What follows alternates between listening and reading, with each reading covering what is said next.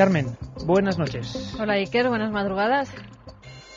Vamos a adelantar a nuestros amigos los contenidos que tenemos hoy. Vamos a hablar, por supuesto, de ese Evangelio de Judas y vamos a hacerlo, yo creo, con la persona que más sabe. Bueno, primero, con dos personas. Una, que ha visto el papiro, el documento con sus propios ojos en su presentación. Nuestro compañero Javier del Pino, que escribía la primera crónica con fotografía de este papiro, de este Evangelio secreto, de este documento que tantos ríos de tinta está haciendo correr. Bueno, pues Javier del Pino, que publicaba en El País, página 40, hoy sábado, este tremendo escándalo, porque para algunos la figura de Judas cambia, quizá no sea para tanto. Vamos a descubrirlo esta noche. Vuestra opinión, 776... Bueno, ¿cómo estoy? 7640, 7706, he dicho. 7640. 7640, palabra clave, milenio, espacio y lo que queréis opinar. Si queréis opinar, por ejemplo, sobre este nuevo descubrimiento de Judas o también sobre la polémica con el Código Da Vinci. Pero no te me adelantes, es que yo me pongo hasta nervioso de la cantidad de cosas que hay, Carmen. Bueno, porque Dan Brown, también fotografía de la encontrada del periódico, va a ser protagonista porque ha habido ya veredicto. Pero no solo eso. Vamos a acudir hasta Málaga para conocer la historia, fíjate, Zalía. Curioso nombre, plaga bíblica. Poco oído nombre, ¿no? Sí, dicen que es un lugar que desapareció de la faz de la tierra, quedan apenas unos peñascos, por una misteriosa plaga que, bueno, es algo sorprendente, de verdad. Por supuesto la ciencia, por supuesto el recorrido con Carlos Cala de uno de los puntos neurálgicos de historias de fantasmas, una rectoría más o menos célebre para los que nos gusta el misterio, pero también vendrá por aquí Santiago Vázquez para hablarnos de ese caso prometido, creo que espectacular, sobre experiencias cercanas a la muerte. La semana pasada se llenaba el 7640, ahora sí, de un montón de testimonios de personas que en el quirófano se habían visto como si fuera una proyección, su propio cuerpo. Este caso es espectacular, repito. Vamos a conocer historias como la de Henry Lott, con Nacho Ares, el descubridor de las pinturas del Tassili, y un montón de sorpresas. Todo esto y más. Cuarto milenio. Milenio 3. Unidos todos, porque el domingo hay mucha más información. Comenzamos.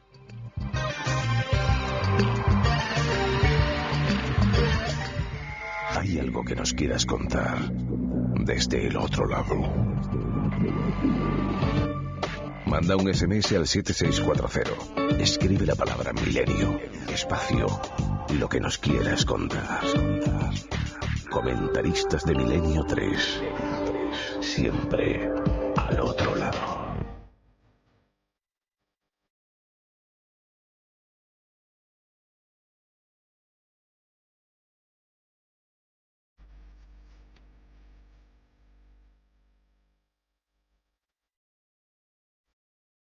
Virginia, está escrito.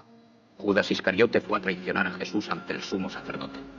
Quizás le dijo que Jesús y Barrabás eran la mano derecha y la mano izquierda de un mismo cuerpo. Quizás Judas pensaba probar así de una vez para siempre el poder divino del Mesías. Jesús, mientras tanto, fue al monte de los Olivos, al huerto llamado de Getsemaní, a esperar la llegada de la noche negra, a considerar los oscuros días venideros y a prepararse para su pasión y muerte. Rey de Reyes, película inolvidable, y menos mal que suena esta música. Nos la pone Noel Calero, La Pasión, la banda sonora del film de Mel Gibson, y menos mal que he tomado un buchito de estos de agua, Carmen, porque venía bajando por las escalinatas de la cadena SER corriendo para grabar precisamente ese documento, años 61, en el cual la voz narrativa de la vida de Jesús de Nazaret, una película que recaudó miles de millones de la época y que mostraba una escena bien conocida que para muchos puede cambiar a partir de ahora. Precisamente en la sociedad internacional y sobre todo los estudiosos del mundo de las escrituras bíblicas se han quedado de piedra. Algunos lo esperaban, otros no. Pero el descubrimiento reciente es de ahora. Tenemos la suerte de contar con Javier del Pino, que estuvo allí en la presentación de National Geographic. Porque además, Carmen, lo más curioso es que hay mucha gente que piensa que hay una operación de marketing demasiado evidente, que quizá el texto no sea para tanto, y otros cuentan que no, que estamos Hombre, ante un fragmento de historia. National Geographic ha aprovechado la situación, las fechas y todos los movimientos que está viendo alrededor, por ejemplo, también del juicio de Dan Brown, para sacar ahora este documento que ya tiene varios años, que ya fue descubierto hace tiempo. También ha habido una polémica entre James Robinson, que era experto en textos bíblicos, que al parecer quería comprar ese documento. National Geographic al final se quedó con él, no lo vendió, y ahora él saca un libro, pero sin ver esos documentos. Ahí está la polémica. Unos que dicen que no es para tanto ese texto y otros que es uno de los descubrimientos más fantásticos de la historia. Vamos a aclararnos un poco en esta polémica con la voz de Javier del Pino desde Washington. Nos ha dejado varios documentos de cómo ha vivido él el acontecimiento, cómo se ha vivido también la polémica, el momento álgido. Se descubre uno de los tesoros de la antigüedad, cambia la historia conocida de la escritura general de lo que nos han contado, de lo que ocurrió en vida de Jesús, ¿o no? ¿O no es para tanto? Desde luego que aquí sí que se puede opinar, Carmen. 7640 y más que nunca, porque sabemos que siempre que se habla de Jesús de Nazaret, bueno, teorías para todos los gustos, ¿no?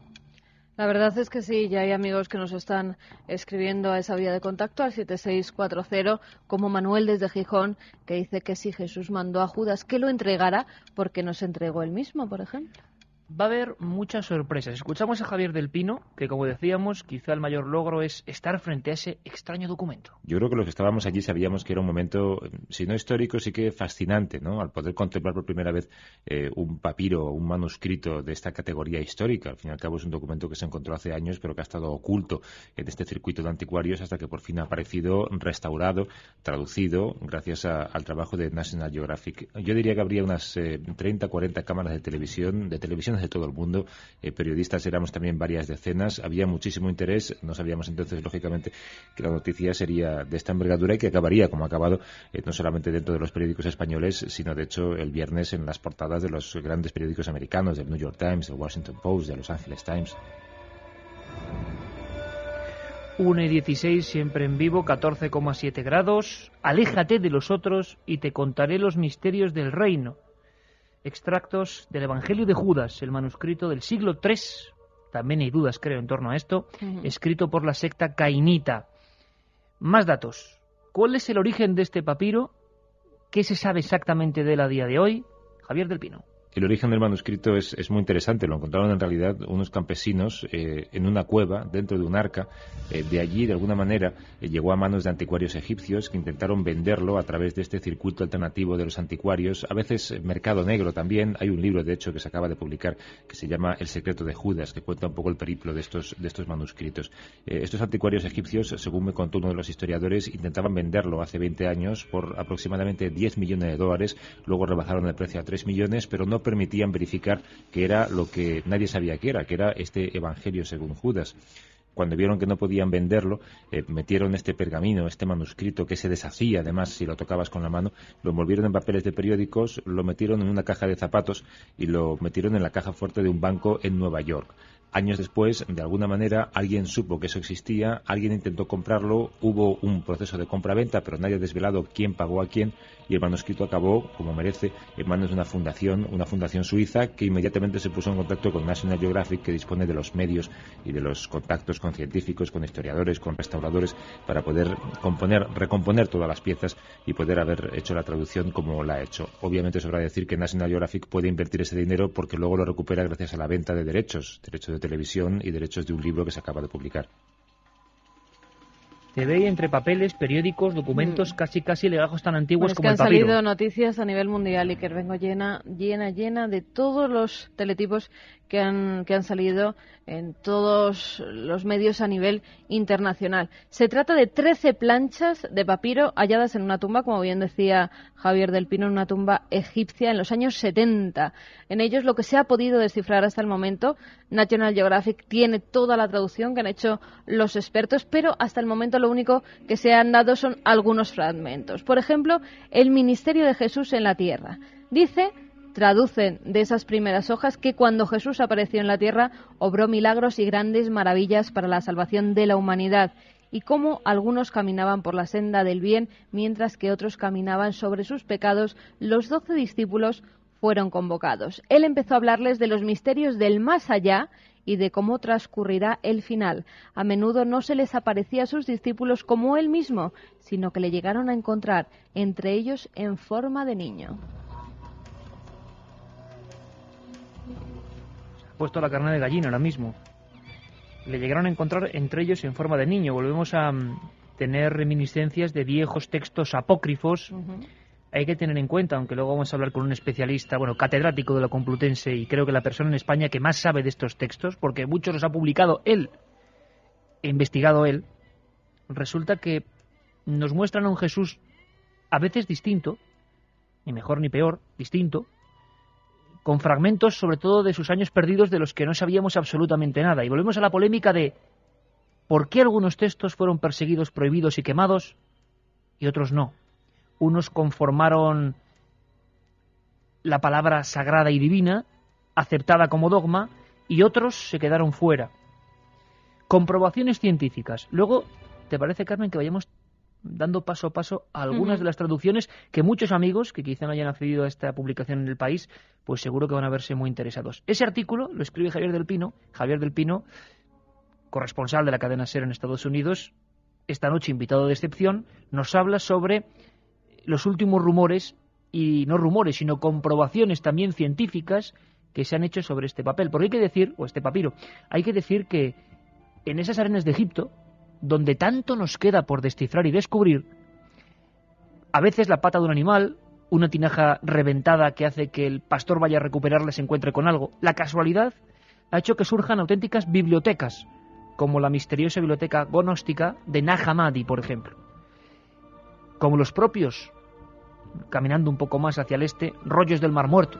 Tantas y tantas cosas, y la gran pregunta que por lo menos yo me hago es ¿y cuántas siguen durmiendo bajo la arena? ¿Cuántas todavía? Javier del Pino, comprobaciones científicas. Bueno, primero, antes de restaurarlo, lo que se ha hecho ha sido asegurarse de que es lo que los científicos imaginaban que es. Para eso han hecho falta, sobre todo, pruebas de carbono 14 y pruebas radiológicas que han permitido determinar que el escrito data de la fecha correspondiente, de la fecha que se corresponde con la época en la que pudo escribirse de acuerdo con textos históricos. Esa época es del siglo III, siglo IV. Este manuscrito, de hecho, es una traducción en copto del griego original. Como hay referencias a la existencia del Evangelio de Judas en textos bíblicos de la época, se ha podido determinar que este manuscrito está efectivamente escrito en esa época. Para restaurarlo, lo que ha hecho falta ha sido utilizar técnicas, me decía un historiador, técnicas filatélicas, usar solamente pinzas, no tocarlo. El estado en el que ha llegado a nuestros días es prácticamente frágil, muy, muy frágil, tanto que con solo tocarlo se deshacía, se deshilachaba. Lo que han hecho ha sido recomponer página a página, estas 30-32 páginas, recomponerlo como si fuera un puzzle e intentar traducir a partir de ahí el copto original. Hay que tener en cuenta que un 20% de las piezas se han perdido en este trayecto por el circuito de anticuarios, y lo que ha llegado a nuestros días es lo máximo que se ha podido recuperar, ese 80-85% que ha sido traducido.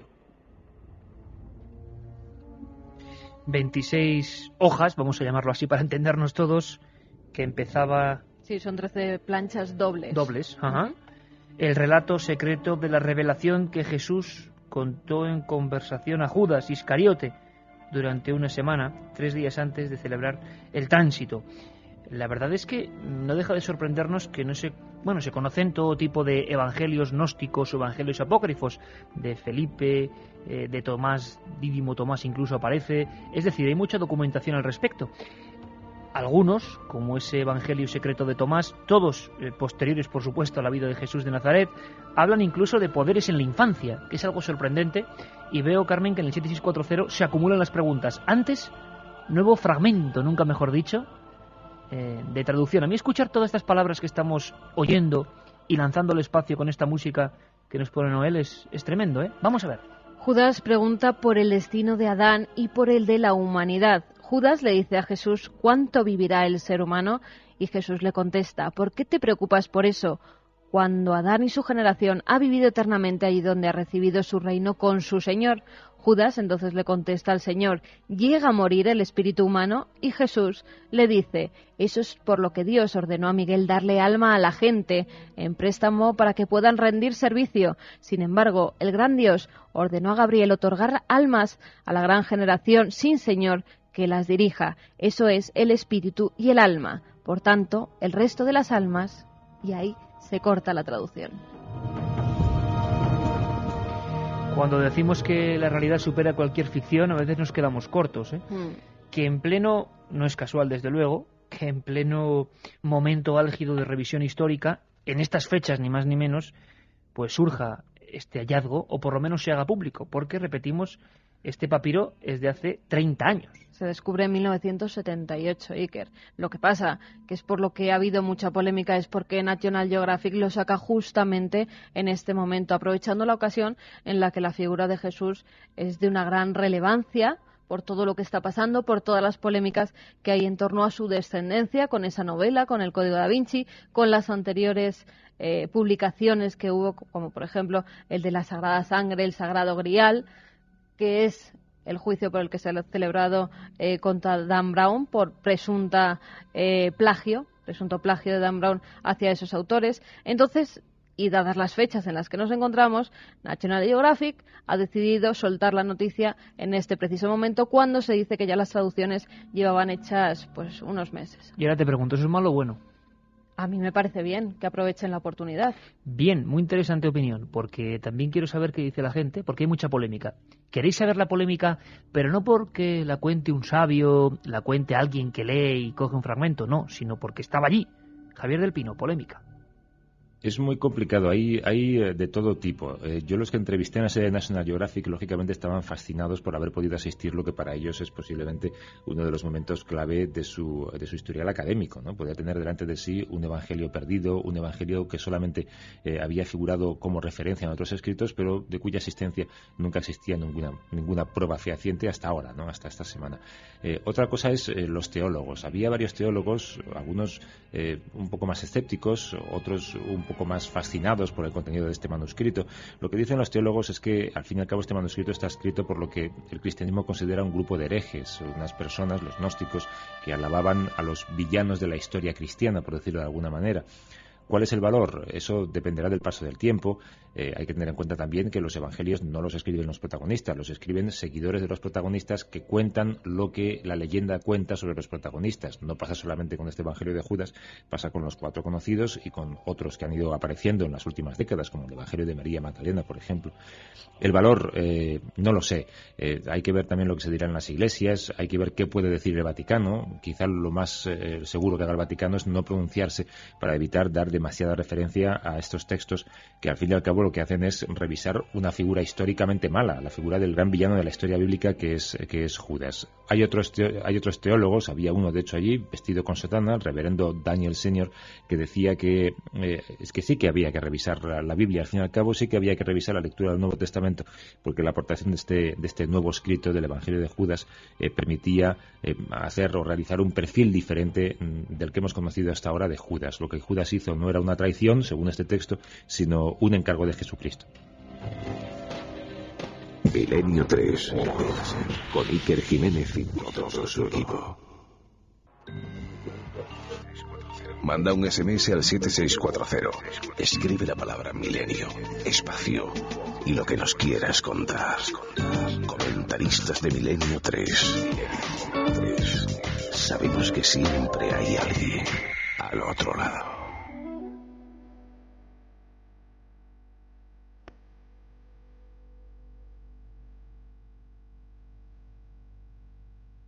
Vamos ya con algunos de los mensajes que nos llegan al 7640. Lucky nos dice: hola milenarios, ¿conocéis el papiro de Santiago? Cuenta la boda entre Jesús y María Magdalena, o lo que es lo mismo, las bodas de Canaán. Sí, las bodas de Caná, que realmente, según la versión más apócrifa, me atrevo a decir, sin ser experto, como que muy apócrifa, es que es la boda entre Jesús y María Magdalena.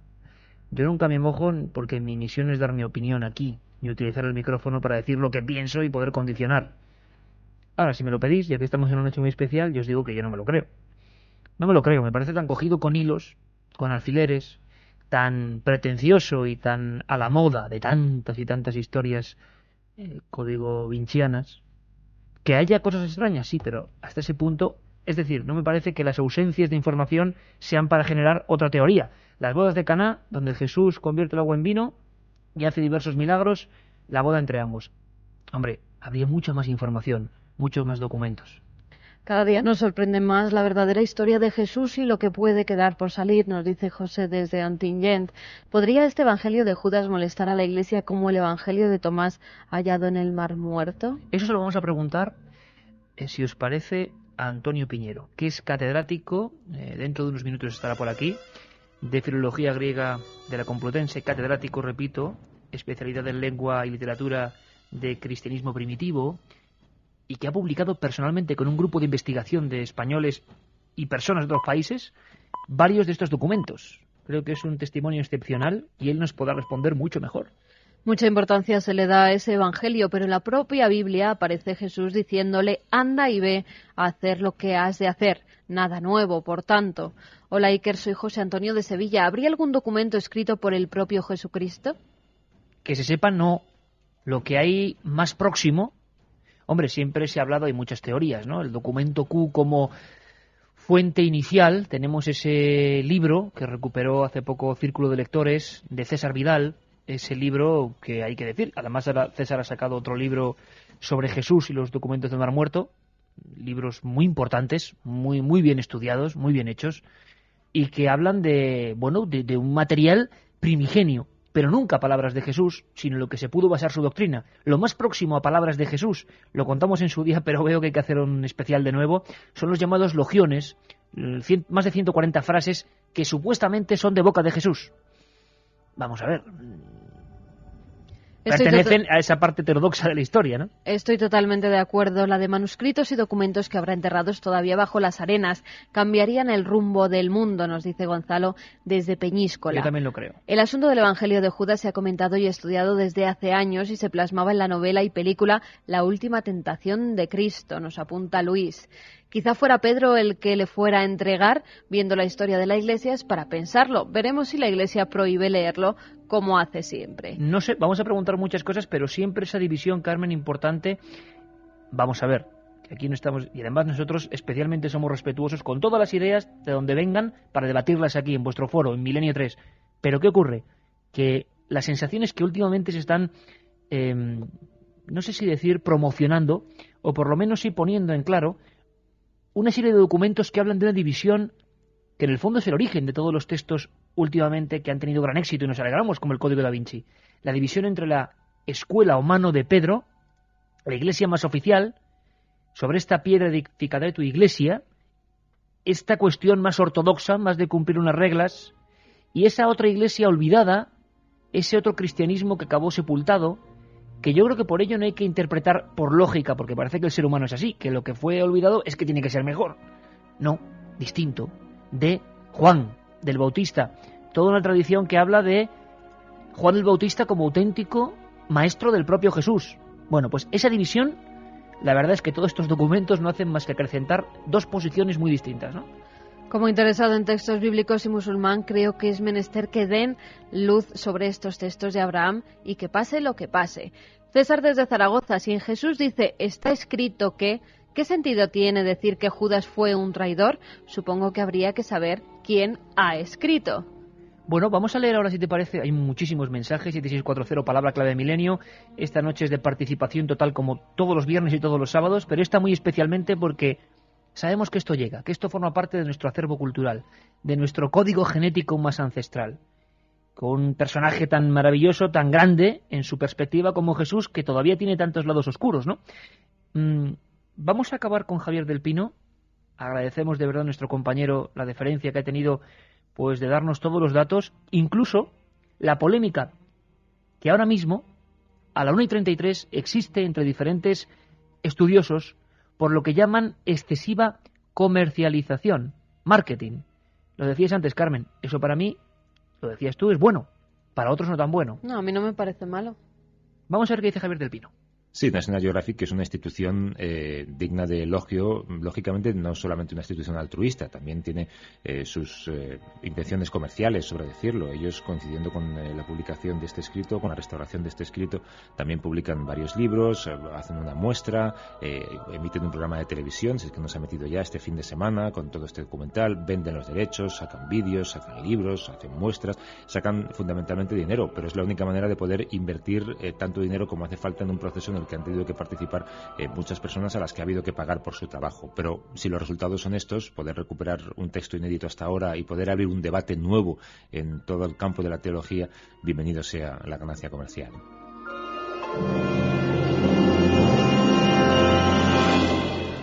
Sobre esto también habrá que opinar. ¿El marketing llega a deformar la propia realidad de las cosas? Lo estamos viviendo constantemente. Pero es bueno que ese marketing exista para los únicos que pueden emprender acciones de este calado para saber más, como es National Geographic. Desde luego que hay más que nunca líneas abiertas. Traducción quizá básica, fundamental de ese Evangelio de Judas. Carmen. Jesús habla en privado con Judas, sabedor de que Judas estaba contemplando en algo elevado. Jesús le dice: aléjate de los otros y te contaré los misterios del reino. Es posible que tú llegues a alcanzarlo, pero te sentirás muy afligido. Como algún otro te reemplazará, para que los 12 discípulos puedan volver a la plenitud para su Dios. Judas entonces le contesta: ¿cuándo me contarás estas cosas? ¿Y cuándo el gran día de la luz amanecerá para la generación? Pero cuando dijo esto, Jesús le dejó. 1:35. Llegados a este punto, creo que es momento de que escuchemos uno de esos documentos que va a merecer mucho la pena en esta noche bíblica, en esta noche arqueológica y de misterio.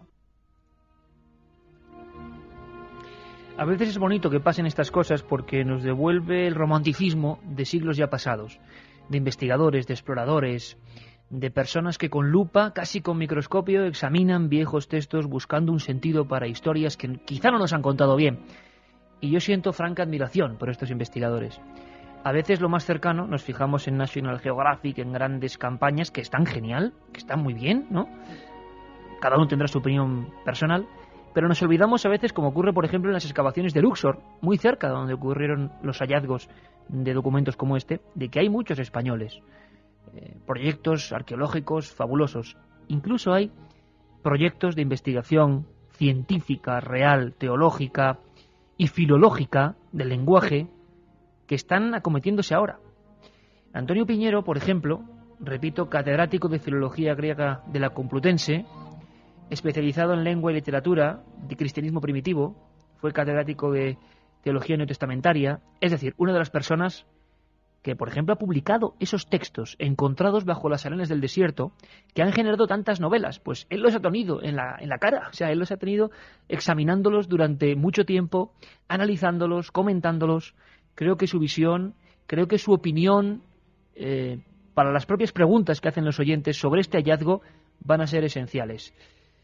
Don Antonio Piñero, buenas noches, bienvenido. Hola, buenas noches, encantado. Vamos a ver, gran polémica en torno a un documento, a una especie de fragmento de la historia que para muchos puede cambiar eso, la historia con mayúsculas. Yo no sé si los análisis... Ningún modo. De ningún modo, ¿verdad? De ningún modo, mira, esto es en principio, para todos los que estamos metidos en este mundo, esto es una operación que no carece de interés. Luego veremos que hay una realidad de verdad, pero está minuciosamente preparada. Esto es una mercadotecnia espléndida para ir soltando poco a poco una noticia que saben que va a interesar y para crear el ambiente para luego vender el producto. Pero realmente, después de lo que se descubrió en 1945, y que hemos publicado, por ejemplo, aquí en España, todos los manuscritos, que son 50 nada menos, descubiertos cerca de Luxor, esa biblioteca copta gnóstica de Nag Hammadi, esto es una pequeñez. O sea, me estás hablando de una operación de marketing con una cosa que se está agrandando y que, bueno, no se está tomando la justa medida, ¿no? Sí, afirmo que es una operación de marketing muy bien hecha, aunque tienen en su mano un bien valioso. De eso vamos a hablar ahora. Pero es que bien valioso como ese, hemos publicado aquí en España por lo menos 10 o 15 que en mi opinión son más valiosos todavía y realmente, bueno, pues hemos tenido un relativo éxito. vamos por la segunda edición, pero tampoco ha sido una cosa tan espectacular como el bombo y el platillo que le están dando a este.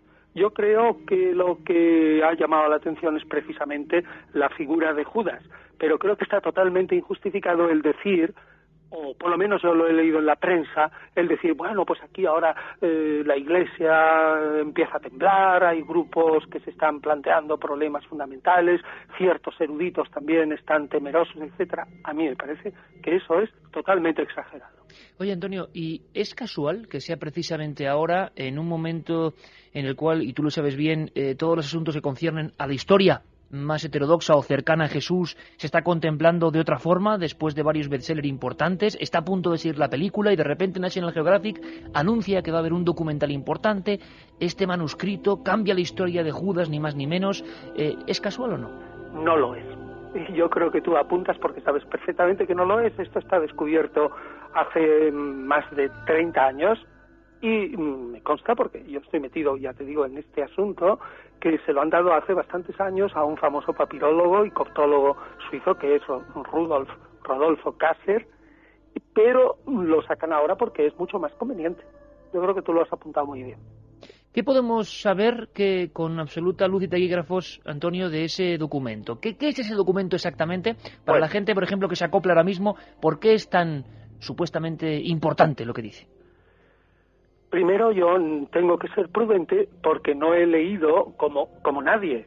Uno del grupo de los tres que fundamentalmente que hemos publicado documentos parecidos en lengua copta, es decir, en egipcio de los siglos II y III después de Cristo, pues hemos intentado, yendo a París, descubrir o que nos dejaran leer el contenido del manuscrito, y ha sido imposible porque incluso al que lo ha traducido y el que más lo ha estudiado, National Geographic le había prohibido incluso hacer declaraciones.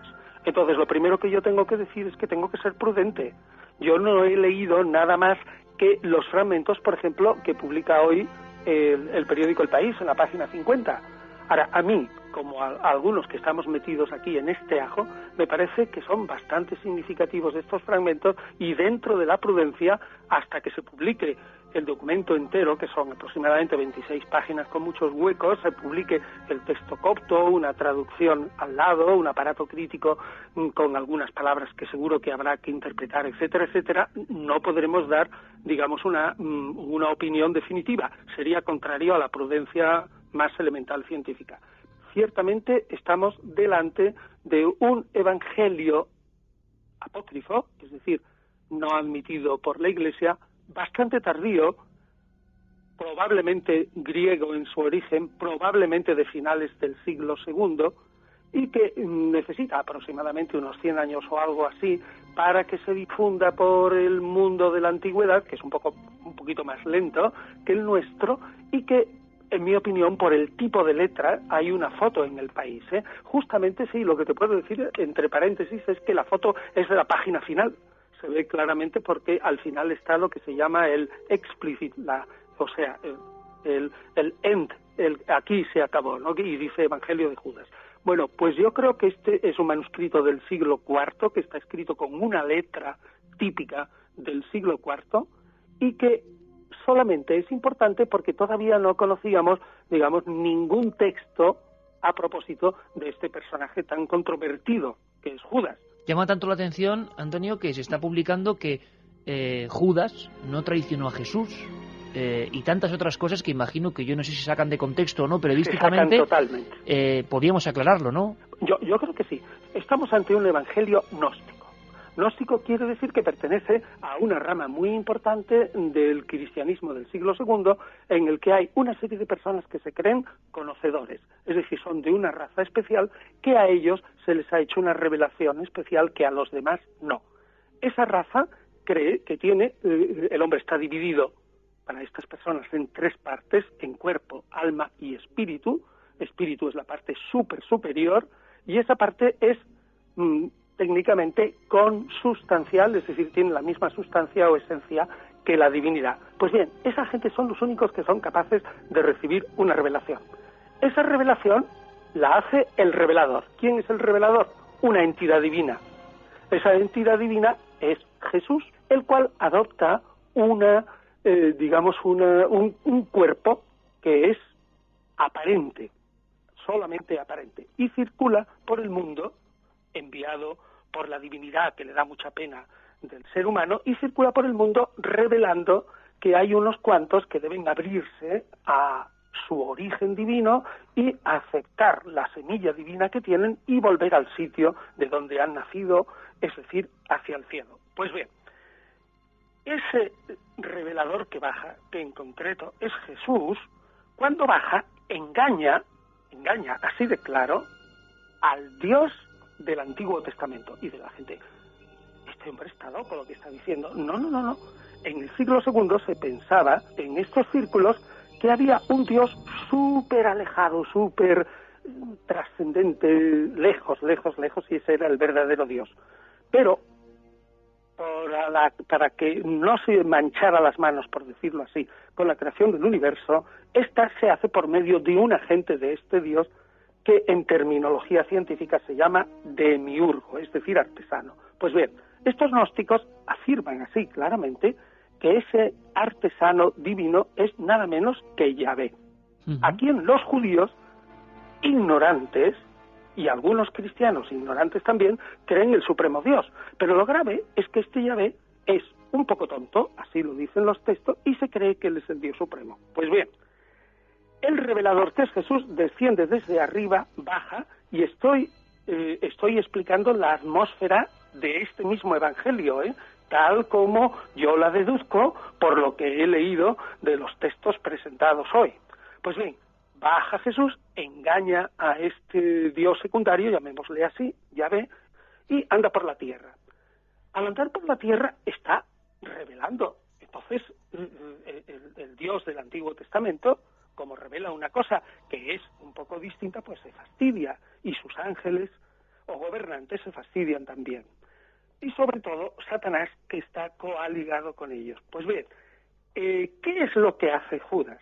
Pues lo que hace Judas es contribuir, y esta es, llamémosle, la revelación de este evangelio, contribuir a que Jesús, el revelador, acabe engañando al Dios Yahvé del Antiguo Testamento y pensando que sale vencedor porque lo pone en la cruz. Pero Jesús se ríe. Quien muere en la cruz no es él, es un cuerpo aparente que él ha adoptado pues para caminar por la tierra.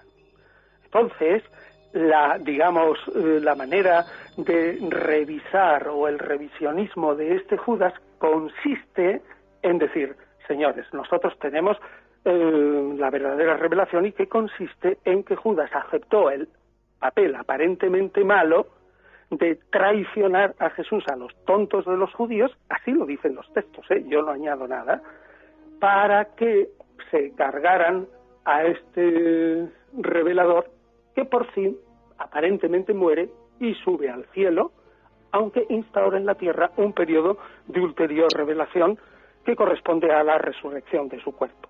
Total, que este revisionismo, en el fondo, metido dentro del contexto de este evangelio gnóstico, que como digo es probablemente de finales del siglo II en su base griega, no tiene que ver nada con el revisionismo que cree la gente de la calle diciendo, ahora estamos volviendo a revisar la figura de Judas, y claro, no traicionó a Jesús, y en fin.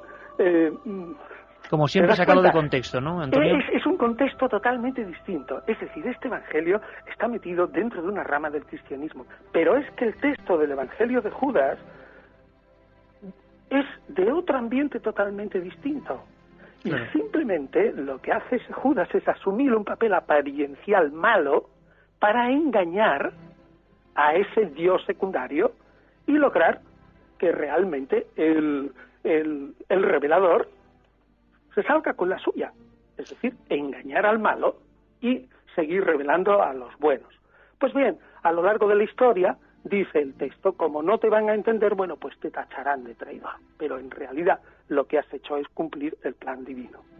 Ese es el contexto de verdad. Desde luego, Antonio, que escuchándote podríamos estar muchísimo más tiempo y nos te emplazamos además a una próxima visita al Cuarto Milenio para hablar de muchas más cosas, pero la sensación que se nos queda también es que todavía, tú has mencionado, por supuesto, habría que hacer un programa entero sobre Nag Hammadi, los descubrimientos. ¿Quedan muchas sorpresas, Antonio? Has hablado de muchos manuscritos publicados. Son 50 los que hemos publicado en castellano.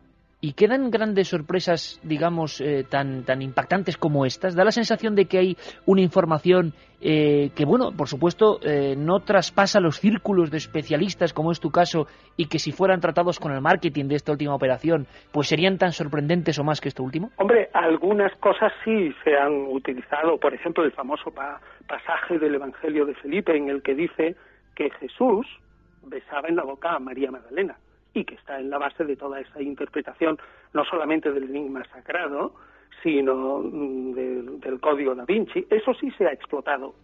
También el diálogo que hay entre Pedro y Jesús diciendo, está María Magdalena, como a todas las mujeres hay que cortarles el cuello porque tú la amas demasiado y resulta que nosotros estamos en un segundo lugar. Hay ciertas cosillas que se han explotado, pero mi opinión general es que todos estos textos son muy enriquecedores para lo que es la historia de la Iglesia, a partir del siglo II, III, pues para la historia incluso de la filosofía, para la historia de la evolución del dogma, para mil cosas de este estilo. Pero lo que es ayudarnos a llegar al núcleo de esa misteriosa figura, y muy importante, que es Jesús de Nazaret, sencillamente, en mi opinión, tanto los que yo he publicado antes con mi pequeño grupo, como no van a ayudar absolutamente nada a enriquecernos la visión del Jesús de la historia, que es al fin y al cabo lo que nos interesa, ¿no? Yo no digo que el documento no digo que no sea importante, lo es un documento probablemente de finales del siglo II y tendrá algunas ideas interesantes. Lo valoraremos mejor cuando salga a la luz entera o salgan las 26 páginas, pero desde luego que nadie espere grandísimas revelaciones que le vayan a cambiar, y que vayan a hundir palos de sombrajo, ni nada de eso. Bueno, y además, otra cosa que digo, a la Iglesia le importa un comino, ¿Qué es? A la Iglesia le importa un comino. Como yo he dicho, la gran batalla se libró en el siglo IV, fundamentalmente, donde muchos de estos evangelios fueron quemados, otros manipulados y así han llegado hasta hoy. Pero hoy, en el siglo XX, le importa un comino a la Iglesia este texto, no le tambalea nada. Oye, Antonio, es apasionante escucharte y te emplazo no solo a esa cita en Cuarto Milenio, sino que dentro de muy poco, cuando tengas a bien, reunamos toda la documentación que hay, o por lo menos la hagamos legible para el gran público. Me parece bien. Tanto que se habla de evangelios apócrifos, que vuelve a estar el asunto más de moda que nunca. Me gustaría mucho tenerte aquí, en este programa. Bueno, pues encantado. Yo, decirle a la gente más o menos, pues todo lo que estudiamos y enseñamos en la universidad, etcétera, pues es un placer y yo agradezco mucho esa posibilidad. Antonio, te mandamos un fuerte abrazo a todo el equipo y nos vemos muy prontito. Vale, pues igualmente, ha sido un placer. Hasta luego.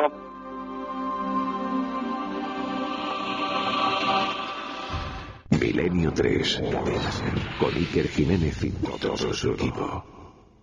En 1492 descubrió América. En 2006 lo descubrimos a él. Siglos de lagunas, contradicciones, falsedades e incoherencias sobre la vida y el descubrimiento de Cristóbal Colón. ¿Qué es lo que intentó ocultar sobre sí mismo y sobre aquellos viajes que cambiaron el mundo? ¿Y por qué? Colón, el almirante sin rostro. El nuevo libro de Mariano Fernández Urresti. Publicado por Editorial EDAF. ¿Sientes la necesidad de contactar con alguien del otro lado?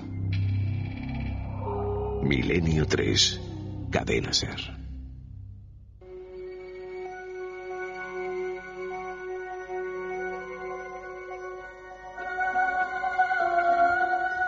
Vamos con la opinión de los oyentes que nos escriben a esa vía de contacto al 7640, ya sabéis, palabra clave Milenio, espacio, como siempre, lo que vosotros nos queráis contar.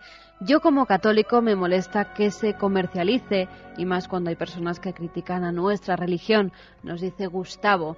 Han cambiado tanto los evangelios desde que se escribieron, ¿hay alguna prueba científica de que los apócrifos son falsos y de que el resto son verdaderos? Apócrifo es falso por propia definición, ¿no?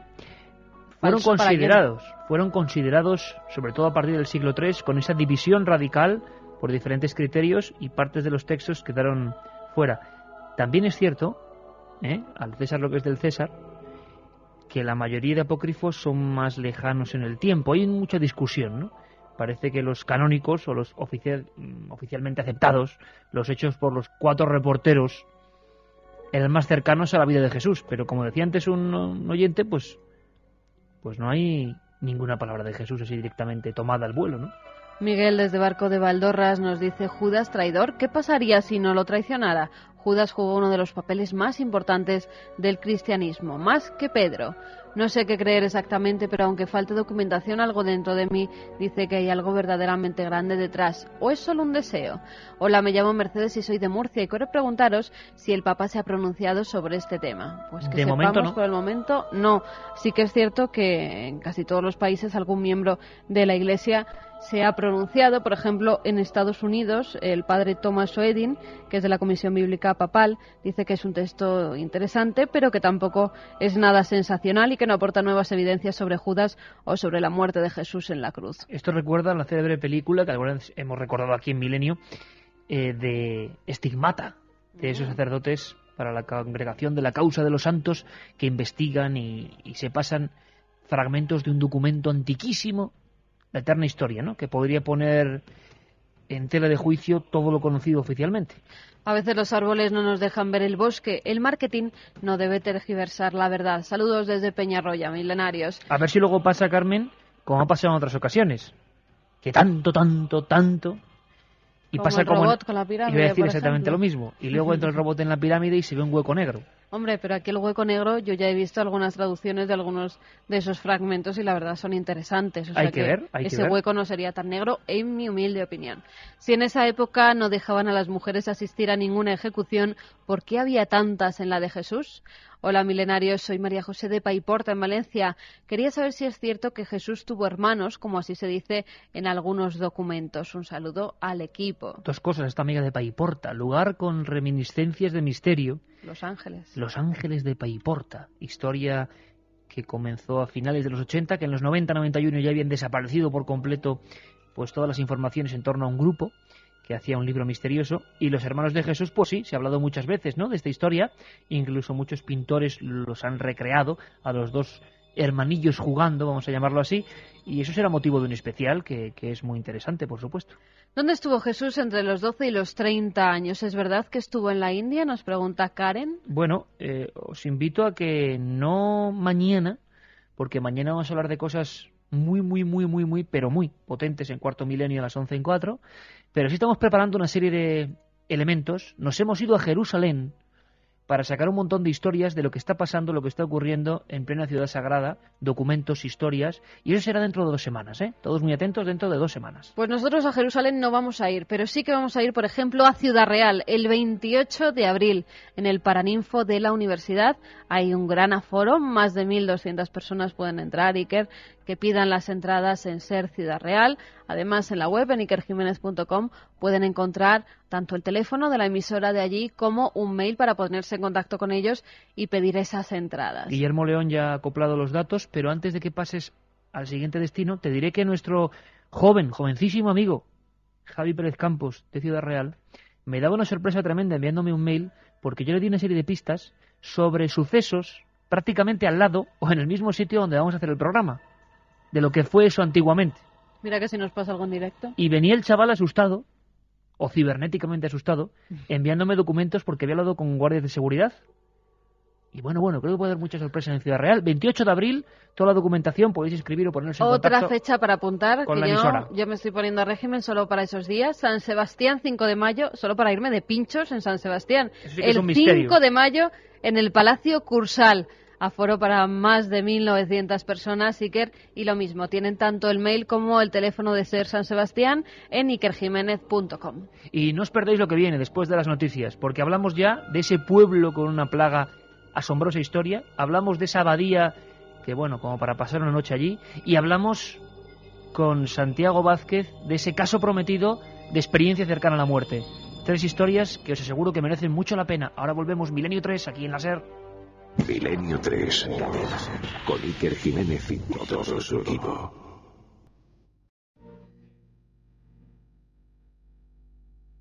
la otra realidad. Milenio 3, en la cadena SER.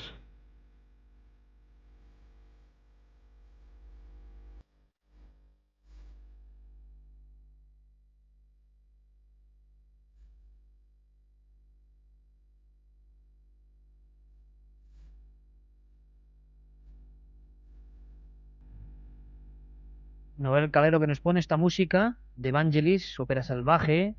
Siempre, no sé por qué, recuerdo que nuestro primer programa de radio, pues casi en la historia, se efectuó en 1990. ¿Cómo pasa el tiempo?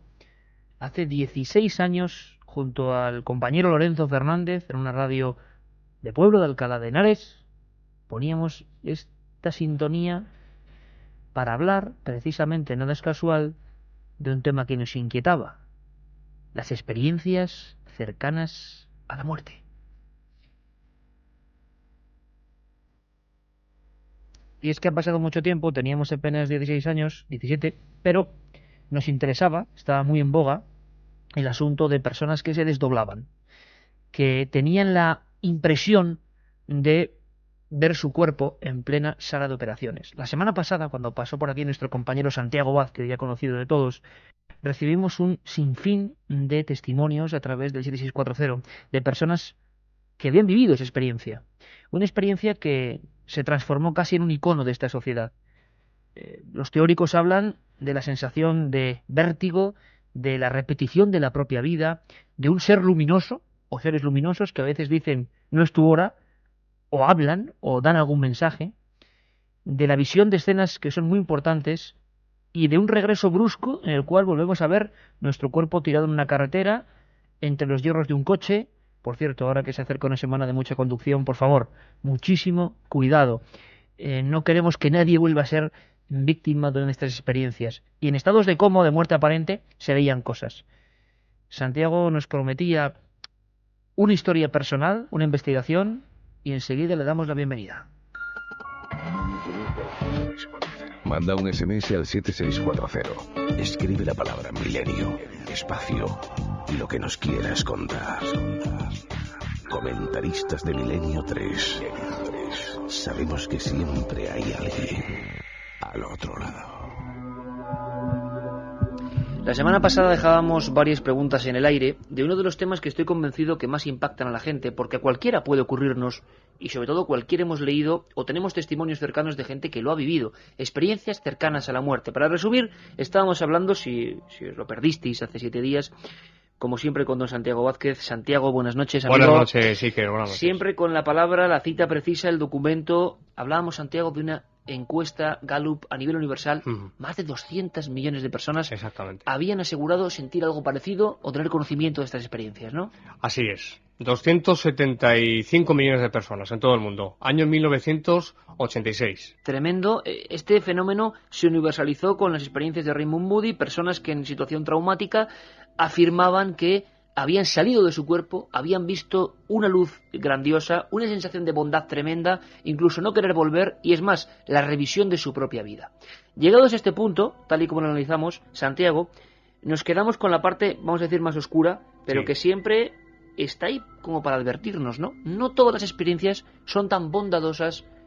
Yo no sé si tiene que ver el nivel de energía negativa que alguien ha acumulado o ha proporcionado con que la experiencia ECM sea distinta. Así es, en efecto, Iker, así es. Yo recuerdo un caso que tú recordarás también porque fue un libro muy, muy famoso hace tiempo ya, Salvado por la Luz, de Daniel Brinkin. Este hombre, bueno, pues era un... no sé cómo calificarlo realmente. Su vida había estado marcada por muchas cosas muy negativas. Estuvo en Vietnam, allí hizo realmente cosas atroces, asesinó, después traficó con armas. Claro, cuando llegó a la luz, tuvo la experiencia, un rayo, bueno, pues le chamuscó literalmente, estuvo clínicamente o en muerte aparente. Cuando llega a la luz ante ese ser luminoso y le pasan la película de su vida en esa visión panorámica, realmente cuenta este señor lo mal que se sintió. Al ver lo que decíamos la otra noche, todo el sufrimiento que había causado en todas las personas a las que había hecho daño Y no solamente eso, sino, por ejemplo, cuando le muestran las escenas en las que traficaba con armas, ¿para qué se utilizaron todas esas armas? Lo que generaron ellas individualmente. Exactamente. Las muertes de las personas que esas armas habían provocado, el dolor de los familiares de esos muertos. Es decir, si esto lo pensamos, es decir, si estas experiencias son realmente ciertas, que en mi opinión así es, porque están avaladas por una casuística, volvemos a decir, 1986, 275 millones de personas, si realmente son ciertas, esto debería hacernos reflexionar muy seriamente respecto a un comportamiento, ya no digo religioso, no estoy hablando de religión, pero sí ético y moral. Ético y moral. O sea, el que ha hecho mal, de alguna manera... Hombre, hay una gran filosofía general que yo creo que trasciende incluso cualquier religión, porque los oyentes de Milenio imagino que tendrán cada uno su... que es, se repite a lo largo de la historia, la enseñanza de quien hace mal recibe mal, y quien genera buenas sensaciones recibe bien. Eso, en ese momento, en esa especie de umbral, en ese juicio extraño parapsicológico ocurre. Sí.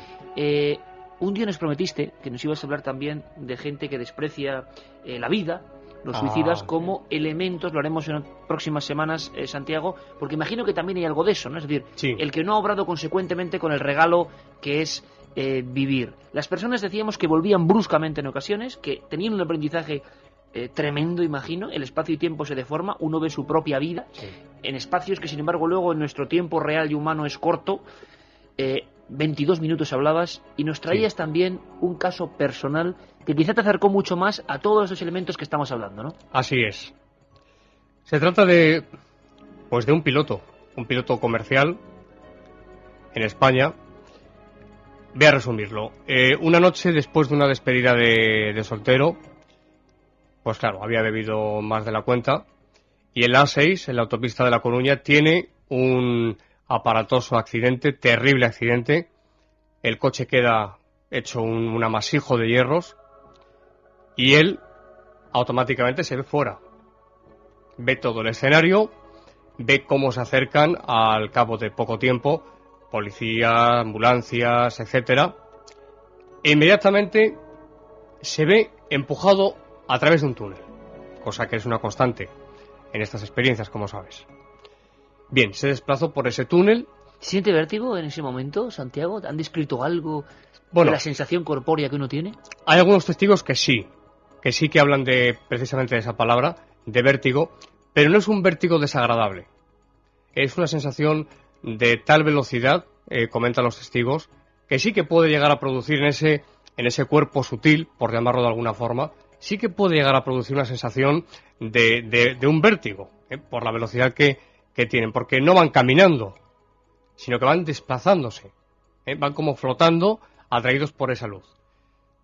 Al final está ese ser luminoso. Bien, Marcelo llega hasta el ser luminoso y se le muestra la película de su vida, pero se le mostró sobre todo una escena que había tenido lugar muy poco antes de ese accidente, días antes.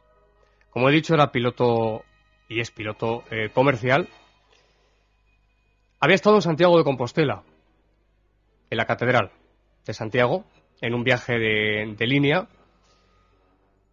Él y otro compañero acudieron a la catedral y en la puerta, en las inmediaciones, había una persona, una mujer pobre, pidiendo. Y le pidió un dinero, le dijo que no tenía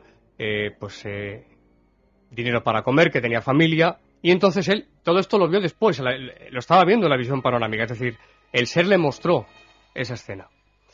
Lo cierto es que entró a la catedral y dijo, luego si puedo a la salida te doy algo. Él se metió en la catedral, estuvo por allí, ya después no vio a esa mujer. Pero entonces el ser luminoso le mostró lo que a esa mujer le pasó después. Esa mujer llegó a su casa, su marido, al no tener ella ningún dinero que ofrecerle, le propinó una paliza. Esa tarde-noche no cenaron. Y Marcelo me contaba, me sentí tan mal al ver eso, fíjate lo que llegó a decir. y se lo manifestó al ser luminoso. Hubiera querido una vida de 70, 80 años comiéndome los gusanos. En ese momento el ser luminoso, con voz grave, le dijo: no seas tan severo contigo mismo, pero aprende. Y añadió: pero ahora has de volver, porque vas a tener un hijo. Claro, lo interesante de este tema es que en aquel momento Marcelo no estaba casado. Tenía novia, pero no estaba casado. Cuando volvió, salió del hospital, la novia estaba embarazada. Es decir, que se da un dato, el ser luminoso da un dato que es imposible que Marcelo conozca y que después se corrobora que es así. Y se ve en el quirófano. Y le llamó la cosa una atención. La atención le llamó el hecho de que había... vio su cuerpo en la mesa de operaciones y uno de los cirujanos, porque había varios, duró varias horas la operación, tenía un aparato en su mano como fosforescente, le pedía intensidad a otra persona, 2,5. Todo esto lo vio desde fuera. Estaban suturando el hígado. Cuando vuelve a su cuerpo, vuelve en sí, puede hablar. Cuenta a los médicos lo que había vivenciado. Los médicos no daban crédito. ¿Por qué era Iker? Un suturador que acababa de llegar de Alemania y que era la primera vez que se utilizaba. Santiago, los médicos, por supuesto, no podían aceptar bajo ningún concepto lo que les estaba contando esta persona. Claro, tú imagínate cómo se quedaron los médicos. Pero ¿cómo va a ser eso posible? Me comentaba, ¿cómo va a ser eso posible, Marcelo? Les prometo que lo he visto. Concretamente usted, y es que además reconocía a los médicos. Usted tenía en su mano un aparato que era así y así, y le pidió una intensidad a esta otra persona, 2,5 le dijo. Claro, aquello era cierto. Y Santiago, y por último, ¿cómo varía la vida de esta persona cuando regresa y tiene esa experiencia? Esa pregunta es importantísima también, porque, sobre todo, en casos de personas, este que comentábamos al principio de Daniel Blinking, había sido, no voy a decir mala persona, pero una persona no con muy buenos sentimientos y que no había obrado pues muy bien en la vida. Su vida se transformó totalmente. Es decir, cuando una persona tiene o bien un intento de suicidio, ya lo abordaremos si tú quieres otro día, y tiene una experiencia de este tipo, o bien la persona no ha sido todo lo bondadosa que debería haber sido, se producen, en todos los casos, se produce un cambio radical en su comportamiento. Porque ha visto realmente en qué consiste realmente la vida, y por eso se produce un cambio radical en su forma de ser. Poco más que añadir. Santiago, Poco como más. siempre, muchísimas gracias por esta experiencia increíble, pero absolutamente estudiada, de una persona de carne y hueso que vivió todos los elementos básicos de lo que llaman ECM. No nos extraña que estos fenómenos lleguen muy profundo.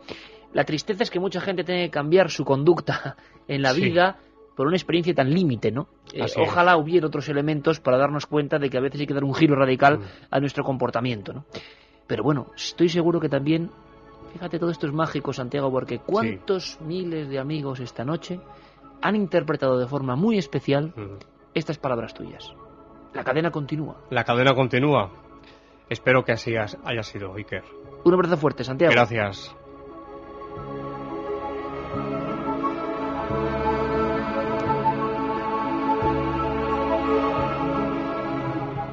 ¿Estás preparado para lo que pueda venir? Milenio 3, con Iker Jiménez y todo su equipo.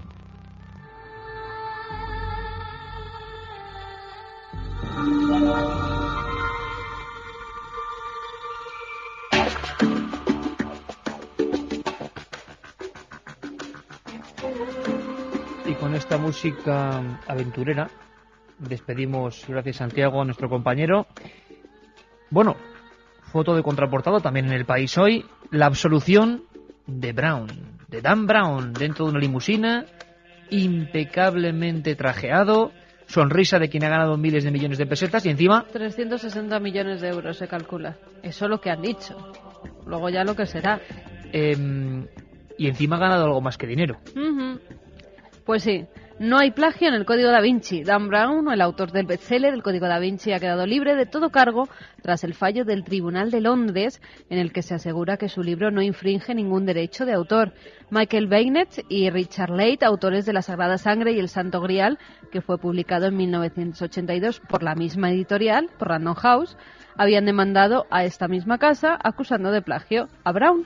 Pero el alto tribunal ha rechazado los argumentos de la demanda. Brown aseguró durante el juicio que había leído el libro de los demandantes, así como otros 38 más que hablaban sobre la supuesta descendencia de Jesús y que es uno de los varios elementos que influyeron en su obra. Además, el autor apuntó que un novelista debe nutrirse de trabajos históricos sin tener que enfrentarse a una demanda o que se le cuestione su integridad.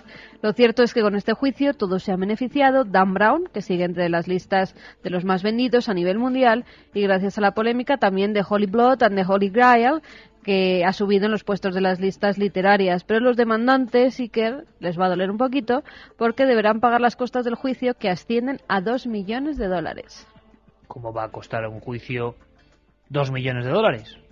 Es que si ha ganado tanto Dan Brown, tú imagínate el abogado que se ha buscado, ¿no? ¿$2 millones de costas del juicio? Pues sí, les ha salido, como se diría llanamente, el tiro por la culata. ¿Pero es $2 millones? Que sí, que es $2 millones, según todas las informaciones que se han publicado en todos los medios. Y es que cuando alguien tiene estrella, ya le pueden apedrear porque el amigo Dan, claro, así se ríe.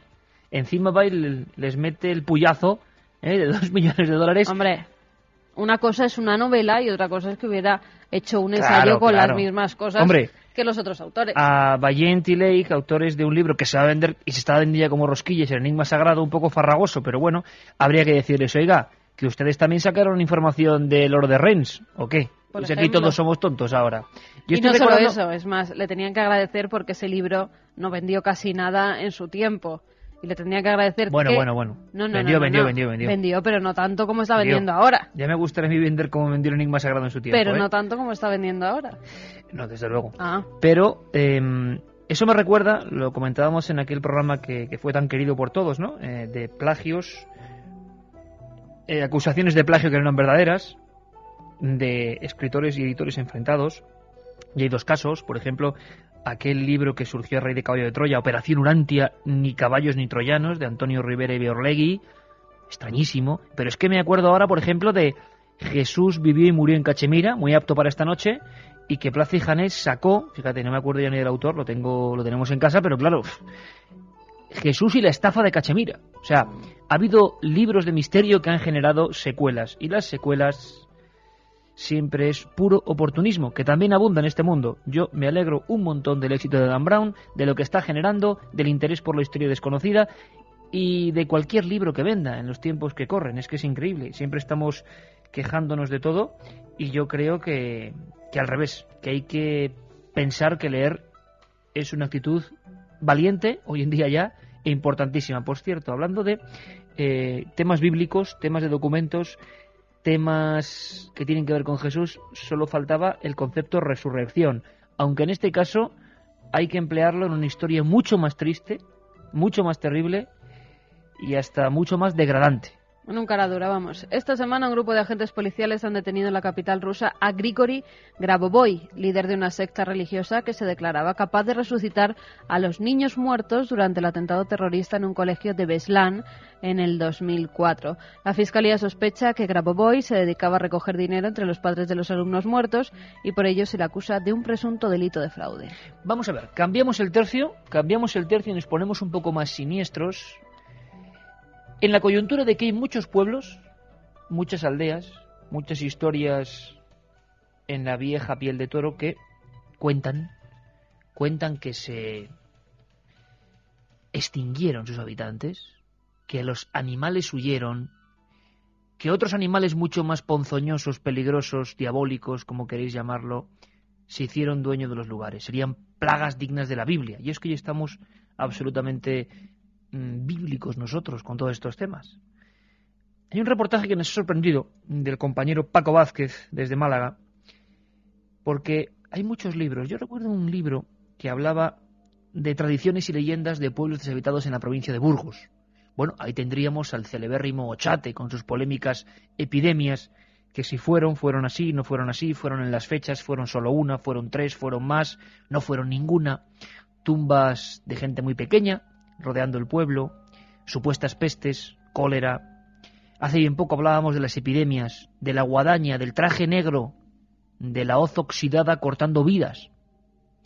Pueblos en España que de la noche a la mañana se quedaron sin nadie. Y no sabemos por qué. Hay varias tradiciones de hormigas que invaden un pueblo y varias historias alucinantes. Por ejemplo, cerca de Calahorra se cuentan varios. En Burgos se habla de una plaga de arácnidos que deja yermo de vida, un páramo con varios pueblos. Se habla no solo de elementos naturales como pueda ser una inundación, pueda ser una especie de, no sé, de terremoto, de seísmo. No, ¿qué va? Se habla de condimentos mucho más especiales, mucho más enigmáticos. Por ejemplo, reptiles. Por ejemplo, serpientes. Por ejemplo, animales que, obedeciendo como una orden que viene de arriba, deciden atacar. ¿Pero esto es leyenda o es realidad? Vamos a viajar hasta Zalía, hasta un lugar que quiero que conozcáis esta noche en Milenio 3. Creo que tenemos ya a nuestro compañero Paco Vázquez. Paco, buenas noches, bienvenido. Buenas madrugadas, Iker. Oye, vamos a ver, cuéntanos un poco, haznos la fotografía. Un pueblo, ¿qué queda del sitio que ha sido protagonista de tu artículo, Paco? Pues básicamente lo único que queda son piedras, es decir, quedan 2 torreones, 2 baluartes muy pequeñitos de lo que tuvo que ser una gran fortaleza, algunos trozos de muralla que permanecen sólidos, mientras que pues mucha gente del lugar han estado utilizando incluso las propias piedras que estaban en las murallas para uso propio, para casas y demás historias, pero quedan muy poquito de la fortaleza, salvo lo que son las estratificaciones del terreno y poquitos restos, sobre todo de una de las puertas del castillo. Fue un lugar importante, fue un lugar con vida propia y fue un lugar que de repente se borró del mapa, ¿no? Fue un lugar bastante importante, de hecho tuvo que ser una ciudad bastante grande para la época porque estaba en una confluencia de un valle. De hecho, pues hay constancia de que posiblemente fuese la ciudad llamada Tagara, que era una ciudad fenicia, pero que incluso hay quien afirma que era la que salía en los libros de Homero, Odisea, donde la mítica ninfa Calipso retuvo con sus encantos al mismísimo Ulises, de regreso de la guerra de Troya. O sea, un lugar emblemático a nivel histórico que tú de repente vuelves a patearte, lo fotografías, que de repente es eso, unas piedras al sol con mucha historia, y tú empiezas a indagar, pues en una especie de cronología que nos parece sumamente interesante. Parece que hay una especie de reconocimiento ancestral de que eso se abandonó por algo, en un momento concreto, y por algo que nos puede sonar bastante espantoso, ¿no? Hay diferentes teorías y a cada una, pues, su ración de misterio, ¿no? Sí, la primera y la fundamental es que una plaga de las denominadas bíblicas, una plaga de serpientes, de ofidios que se dedicaban a, pues eso, que se surgieron de la nada y empezaron a entrar en las casas primero. Posteriormente ya eran visibles incluso a la propia luz del día. Los vecinos se dedicaban a perseguirlas, a exterminarlas, porque estaban causando bastantes bajas en lo que era la población. Pero llegó un momento en el que el número de serpientes era tan elevado que ya no temían a los humanos, sino que directamente atacaban. Y claro, la población empezó a diezmar y su número se redujo sustancialmente en muy pocas semanas, de tal forma que los supervivientes pues hicieron lo que todos hubiésemos hecho, echar tierra de por medio, abandonarlo todo y dejar el lugar. Qué interesante historia, porque en diferentes puntos de España se cuentan algunas tradiciones parecidas. Paco, es una historia que no sabemos hasta qué punto puede surgir de una especie de leyenda ancestral, seguramente enriquecida, ¿no?, con hechos puntuales. Pero lo cierto y verdad es que ahí ya no quedó nadie. ¿A partir de cuándo? ¿Se puede saber más o menos la cronología de cuándo este lugar quedó deshabitado? Pues sí, mira, El concilio de Elvira se hizo el 15 de mayo del año 300 en Heliberris, Granada. A raíz de ese concilio, San Patricio llega a la diócesis de Málaga, que es uno de los fundadores, y de ahí se dedica a recorrer los pueblos de la provincia y de las ciudades para hacer que la gente se convierta a la nueva fe, que es el cristianismo, abandone lo que son los dioses politeístas, sobre todo romanos, de las ciudades que había en los alrededores. A raíz del 15 de mayo del año 300, pues es cuando se provoca todo. Sé que, por lo que dicen las crónicas, que yo he encontrado a través de lo recogido por Diego Vázquez Otero, hubo una sucesión de semanas en la que atacaron estos oficios, y a raíz de ahí pues el pueblo dejó de tener gente, las fortalezas se abandonó, y hay una cosa que es muy curiosa, y es que hay un pueblo, bueno, más que un pueblo ahora mismo es una aldea muy pequeñita, Uh-huh. que se encuentra a una veintena de kilómetros de ese lugar, y que se llama precisamente Puente de Salía, y que dice la tradición que es la distancia que pusieron de por medio muchos de los habitantes que vivían en esa ciudad para poder huir de esa serpiente y asentarse en la misma zona en la que vivían. Qué curioso. ¿Y se puede saber si realmente, biológicamente, vamos a decirlo así, puede haber un tipo de serpientes en esa comarca, o las hubo en aquel tiempo, que fueran realmente tan dañinas o de un comportamiento tan agresivo? ¿Se ha intentado identificar qué tipo de ofidio, Paco, sería ese que se concentró en ese pueblo concretamente por algún motivo que desconocemos? Mira, yo he preguntado a alguna bióloga amiga y me dijo que, hombre, que en principio ese tipo de serpientes que cuenta la leyenda no son oriundas de aquí, incluso no podrían sobrevivir. La leyenda o la tradición oral dice que eran áspides asiáticas.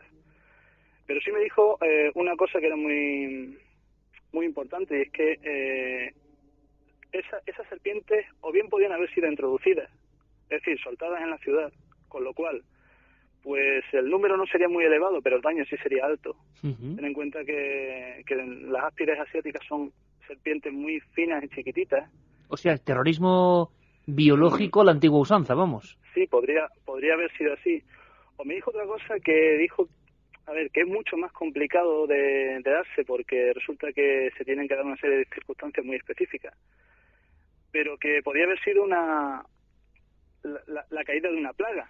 Es decir, que por determinadas corrientes de aire, en una zona determinada, concreta, donde hubiese muchísimas serpientes, posiblemente en época de apareamiento, esas corrientes elevasen esos animales y las soltasen en un lugar determinado, que sería la ciudad de Salía. Sería una plaga. Tú has indagado en el lugar. Yo no sé qué recuerda la memoria popular o los pueblos más cercanos, pero la gente piensa en esa leyenda, recuerda algo, y sobre todo una cosa más importante para los caminantes de Milenio, que son muchos.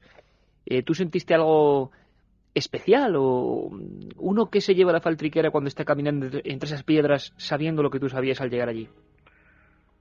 Hombre, es un sitio muy curioso, porque ten en cuenta que está totalmente desolado, está lleno de vegetación. Además es una zona que ha sido muy castigada, ha sufrido un terremoto, ha tenido guerras, ha sido sobre todo baluarte árabe, donde hubo un asedio muy fuerte. Luego fue prisión, lo que quedaba de la fortaleza fue prisión, obispado. El sitio es muy lóbrego. Uno cuando va caminando por allí no puede por menos de decir, oye, ¿y si me encuentro yo alguna serpiente? No hubo suerte o no hubo desgracia en este caso, ¿no? No hubo nada, y aparte, solamente hay una cosa que te puede dar una idea de lo que es el sitio. Tú desde lo que es la fortaleza ves todo el valle, que hoy está ocupado por gran parte del pantano de la Viñuela, y fíjate si estará desolado, que incluso cuando el viento sopla, y sopla muy muy fuerte, te lo digo por experiencia, porque más de una vez había que agarrarse a los trozos de piedra para no caerse, chilla. El viento a través de los pasadizos que hacen las piedras chilla como si tuviese a alguien allí pegando voces. y llega un momentito en el que con todo lo que sabes y el lugar, el viento y la situación, pues te asustas. Pues perfecta la crónica de nuestro compañero, miembro de esta gran familia de Milenio. Además podéis leer este reportaje muy interesante en la revista Más Allá y muchos más que vendrán. Paco Vázquez, la verdad es que nos ha descubierto, como hacíamos hace un tiempo, recordáis la historia del caminante que iba por diferentes lugares. Ojalá podamos recorrer juntos muchos de estos sitios, Paco, porque desde luego son fotografías sonoras que se van a quedar en la mente de muchos y que van a hacer que muchos, quizá con todo el respeto, eso sí, como siempre, pues encaminen sus pasos a conocer parte de la historia completamente ensombrecida. Nos da la impresión de uno de esos lugares donde no sabemos tan bien por qué lo negativo o lo trágico pues se ha cebado especialmente, ¿no? Y no queremos aquí mencionar otros casos bien célebres. Zalía, una historia en el corazón de Andalucía que recogía este reportero, este compañero Paco Vázquez. Paco, un abrazo muy fuerte, amigo, y esperamos un futuro viaje, ¿eh? Un abrazo, Iker. Manda un SMS al 7640. Escribe la palabra milenio, espacio, y lo que nos quieras contar. Comentaristas de Milenio 3. Sabemos que siempre hay alguien al otro lado. Milenio 3. Cadena Ser.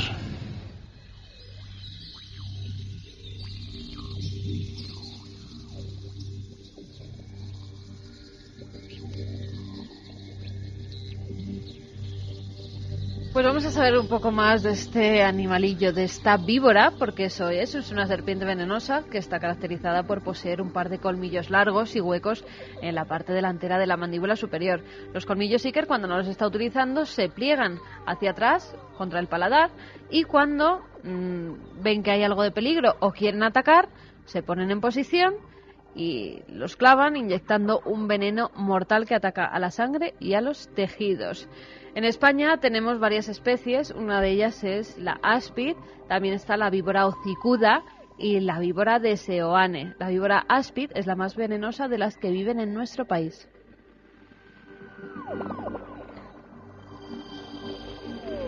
Si ven a este animal con cabeza triangular, ancha, que está cubierta de escamas y con ojos con unas pupilas verticales, que corran.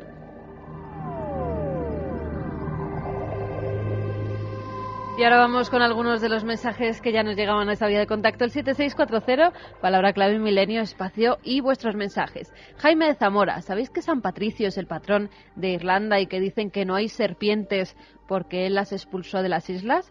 Curioso cuando menos. ¿Se podría pasar por aquí también San Patricio? Curiosísimo. Casualmente tengo entre mis manos un reportaje sobre Zalía, muy interesante, publicado en Más Allá este mes. Enhorabuena por el programa y a ver si dedicáis uno a Asturias. Pues aquí has escuchado al autor de ese reportaje.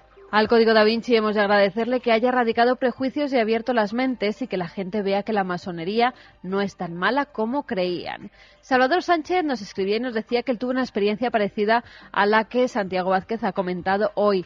Era jugador de hockey, nos dice, sobre patines en un partido, caí de boca dándome un fuerte golpe en la cara. Dice que todo eso se lo contaron después, que estaba en el campo y que vio que todo el mundo rodeaba a algún jugador caído en el suelo. Se asomó y se vio a sí mismo. Tras unos segundos recuperaba la conciencia con la cara ensangrentada y un gran dolor. Rubia desde Córdoba, que nos dice: me he visto muchas veces desde arriba dormir en mi cama y he tenido la sensación de caer desde el techo de mi habitación. Esto me despierta. ¿Qué opinan los médicos? Si hay algún médico escuchando, me gustaría saber su opinión y si han tenido algún caso similar. A los laicos y a los ateos también. ¿Qué les pasa? Soy Miguel de Aldaya, Valencia. Solo daros las gracias por dar más fuerza a la teoría de que hay algo más de lo que todos ya conocemos. Nunca he podido controlarlo, la salida del cuerpo es cierta, no sabemos dónde puede llegar el poder de la mente, nos dice un milenario. Hola, soy Pilar, en el día de San Valero en Zaragoza estuve muerta 1 minuto, pero pude ver esa luz, no me lo creía, ahora sí. Un beso. ¿Cuándo vendréis a Zaragoza? Os esperamos con muy prontito. Soy Zam de Valencia. Un amigo mío estuvo 2 meses en coma y cuando afortunadamente se despertó contaba que todo el tiempo alguien le estuvo hablando. Los que quieran explicar las ECM experiencias cercanas a la muerte por la psiquiatría que tengan en cuenta que por su metodología esta niega ya hasta la conciencia. Hola amigos, soy José de Villafranca del Penedés. Yo desdoblo mi cuerpo cuando quiero, hago viajes astrales. ¿Podríais repetir el nombre completo del profesor que ha hablado antes? Se refiere a Antonio Piñero, es catedrático en la Universidad Complutense de Madrid. En cuanto a las experiencias cercanas a la muerte, hay quienes piensan que son un mecanismo natural de defensa del organismo ante la muerte. Conocí a alguien que me dijo que sintió mucha paz y falta total de miedo. Soy de Ciudad Real y conozco algo de lo que decís. ¿Hablas de la garita de la monja? Nos vemos el 28, Sandalio, desde Ciudad Real. Pues de una monja nos han hablado en el antiguo hospital o Casa de Misericordia que había donde está el Paraninfo, donde, con aforo para 1.200 personas aprox, haremos Milenio 3 el próximo 28. Y desde las Baleares y también desde las Canarias nos dicen que cuándo vamos a ir a las islas, que también son España. Por ejemplo, José nos lo dice. Pues nosotros, en cuanto nos inviten las emisoras de las islas, vamos encantadísimos, porque además nos encantan los dos, tanto Menorca, en la que hemos estado y desde allí nos escribió un amigo, como Gran Canaria. Ahora os invito a un viaje diferente. Montaña rusa siempre de sensaciones. Nos han preguntado muchos amigos por una abadía. ¿Alguna vez hemos dicho algo, así como de pasada, como muy fugaz, sobre uno de los lugares más encantados, quizá, quién sabe, de, los últimos tiempos, desde luego? Una sensación extraña invade a quienes investigaron.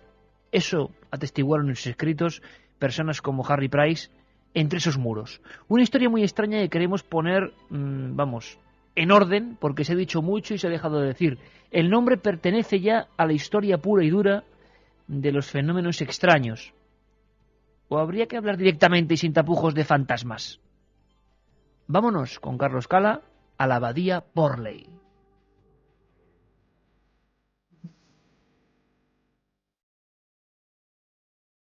La casa del reverendo Henry Dawson se construyó en 1860 en Essex, Inglaterra. Desde el principio, sus moradores, el reverendo, su esposa y sus 14 hijos, no dejaron de contar historias sobre ruidos extraños y apariciones misteriosas, entre ellas la de una monja que deambulaba por los pasillos y jardines.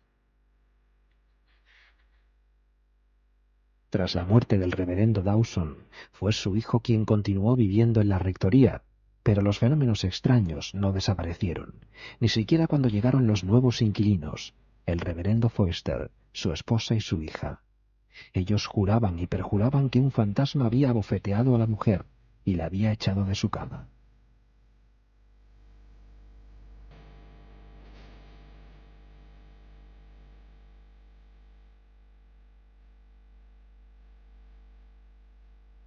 Los investigadores decidieron tomar cartas en el asunto y buscar una respuesta a tantos fenómenos extraños, cuyas historias empezaban a extenderse por Inglaterra como un reguero de pólvora. El Times, de Londres, publicó un anuncio pidiendo voluntarios para pasar varias noches en el edificio. Unas 40 personas decidieron aceptar el reto.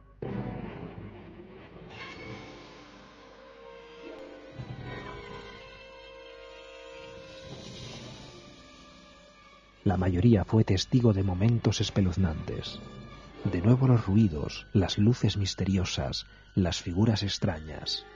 Una pastilla de jabón golpeó con fuerza a uno de los escépticos invitados. Otro observó cómo un termómetro bajaba de golpe 10 grados, sin ninguna explicación razonable.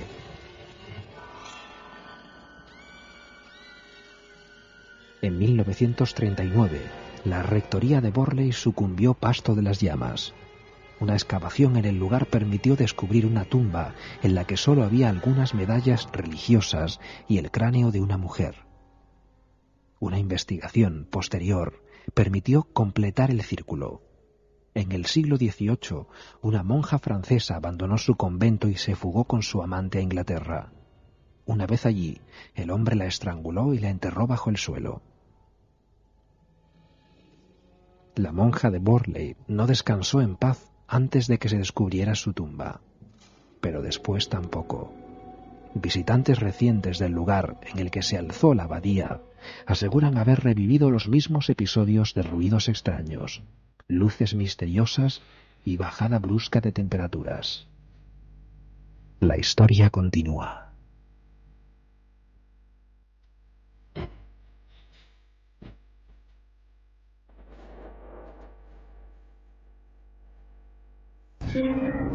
Milenio 3. Con Iker Jiménez y todo su equipo. Milenio 3. Cadena Ser. Con Iker Jiménez y todo su equipo.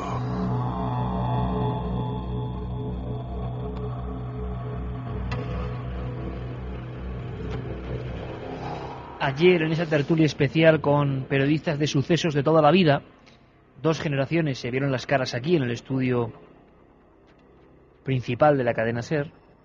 Hablábamos de hallazgos macabros. Muchas veces un crimen se inicia con esa estampa, con esa escena. Hablábamos de cómo, por ejemplo, convulsionó la sociedad catalana y madrileña de la época el hallazgo dentro de un baúl en la estación de Atocha de un cuerpo descuartizado, el famoso crimen de Ricardito. Los hallazgos de cuerpos troceados, desde luego, no son del siglo XX ni del XXI. Una noticia escabrosa, lóbrega, como diría nuestro compañero Fran Contreras, lóbrega. 121 cráneos en China. El Ministerio de Seguridad Pública ha confirmado hace pocas horas que los 121 cráneos hallados en la provincia noroccidental china de Gansu pertenecieron a seres humanos. El pasado 26 de marzo los cráneos fueron encontrados por un pastor en el interior de una bolsa de plástico que se encontraba tirada en una quebrada de una zona montañosa del condado autónomo tibetano Tianzhu. A la mayoría de cráneos se les cortó la parte superior, mientras otros aún conservan piel y cabellos. En lo que sí coinciden los especialistas es en que las cabezas fueron separadas del cuerpo cuando los individuos ya estaban muertos. En un primer momento la policía sospechó que se trataba de cráneos de monos, pero expertos forenses de la Universidad de Lanzhou han concluido que se trata de restos humanos de todas las edades y sexos, como han demostrado las pruebas de ADN. Los mismos expertos han negado los rumores de que los restos procedieran de varios hospitales y que los médicos hubiesen retirado los cerebros con fines facultativos, ya que las investigaciones muestran ausencia de técnicas médicas para la decapitación y de señales de heridas mortales. La policía realiza investigaciones para conocer la procedencia de estos cráneos, la localización de las otras partes de los cuerpos y cuándo y cómo ocurrieron estas decapitaciones. Una historia realmente extraña, realmente violenta. Las escenas son de los que ponen los pelos de punta realmente, ¿no? Montañas de cabezas, Iker.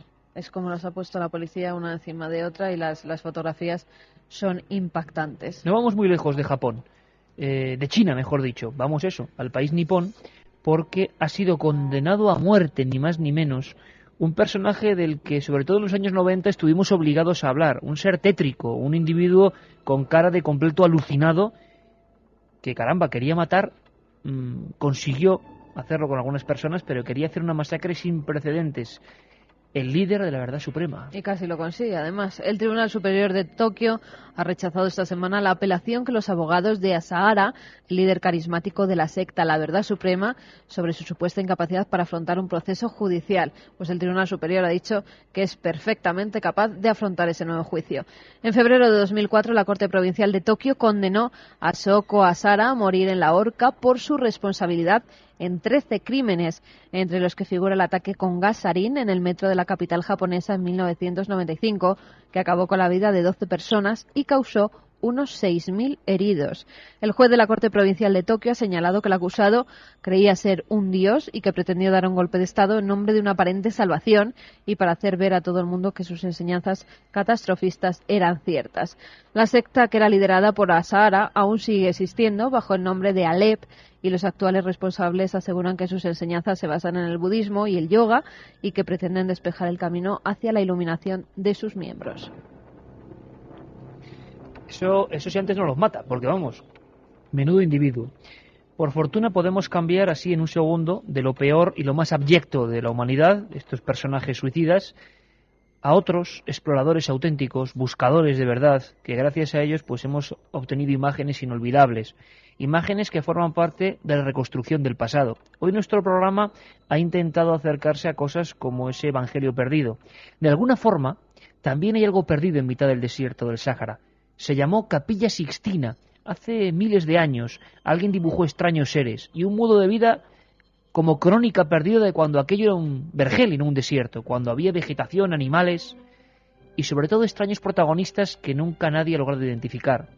De las crónicas de Henry Lott nos queda el descubrimiento de figuras, dicen que las más grandes, hechas al aire libre jamás por el hombre primitivo, como el gran dios marciano. Eso no es un invento, se lo puso él. Nacho Ares, director de la revista de Arqueología, quiere que conozcamos algo más de aquella escena histórica, el encuentro de Henry Lott con lo desconocido. ¿Os imagináis el desierto? ¿La mitad de la nada? ¿Unos hombres exhaustos? Y la llegada, quizá, a un sitio que jamás había pisado el hombre occidental, miles y miles de pinturas, algunas todavía hoy sin catalogar. Toda esa es la aventura increíble de Henry Lott, un hombre que descubrió la Capilla Sixtina en mitad de África.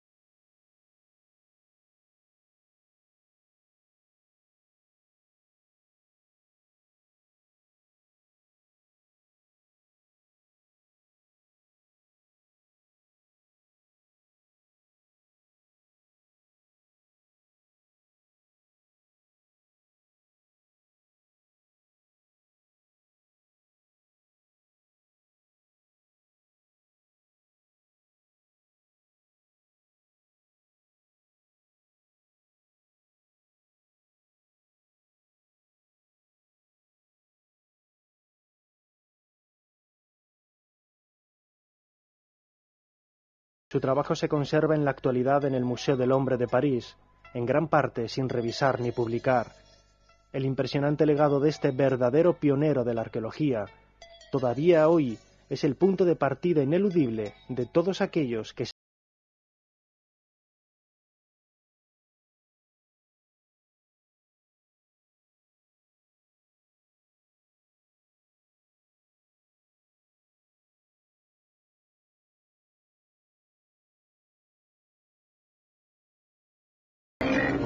Milenio 3, Cadena Ser, con Iker Jiménez y todo su equipo.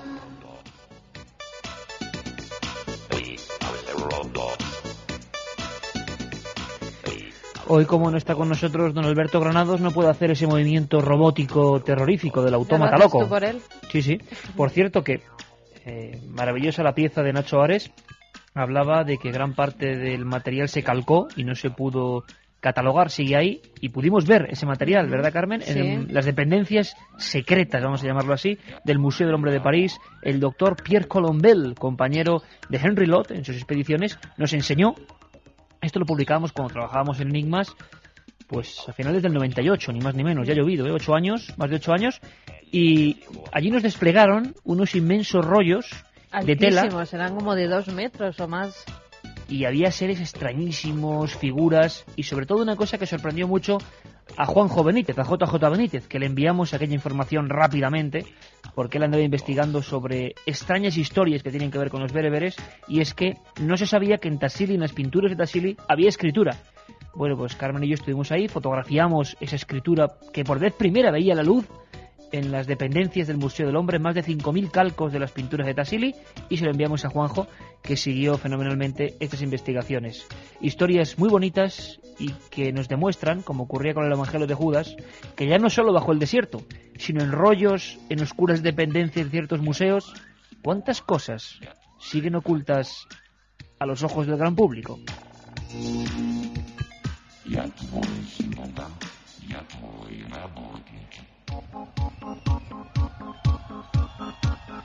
Como se nota que es sábado y la gente está de marcha y las vacaciones, porque con esta música... Bueno, soy Sergio de Torrejón. Con 3 años me operaron del corazón y me acuerdo que en una de las curas me vi a mí mismo desde la puerta de la habitación. Juanjo desde Hospitalet nos dice con qué fin metían los cráneos en bolsas de plástico y con qué fin cortaban esas cabezas, ¿no? Es una historia muy extraña que desde luego seguiremos Suena pacientemente. ritual, a mí me suena ritual. Hombre, un ritual con tanta gente es que sería asombroso. Es que si no... Hablar de serpientes es apropiado en relación con el gran tema de estos días. Para los gnósticos representa la sabiduría y para los católicos el mal, nos dice Luis. Hola amigos, ¿por qué no habéis hablado hoy de pintores y arte? Hablad de James Ensor y de Egon Schiele, espero haberlo dicho bien. Merecen la pena, una historiadora del arte. Ah, qué bien que tengamos historiadores del arte entre nuestros oyentes. Hombre, porque hay una dinámica que imagino que igual los más habituales ya conocen. Muchas secciones se emiten cada semana, pero otras no, y no sabemos nunca qué va a pasar, y siempre dejamos algunas en barbecho, pues para que cuando encendáis la cadena SER para oír Milenio, tanto el viernes como el sábado, pues no sepáis qué os vais a encontrar. Yo creo que es lo bonito de la radio, lo que a mí me gustaría escuchar. No sé de qué van a hablar hoy, quizá la sección, por ejemplo, Eric Fratini, por ejemplo, Santi Camacho.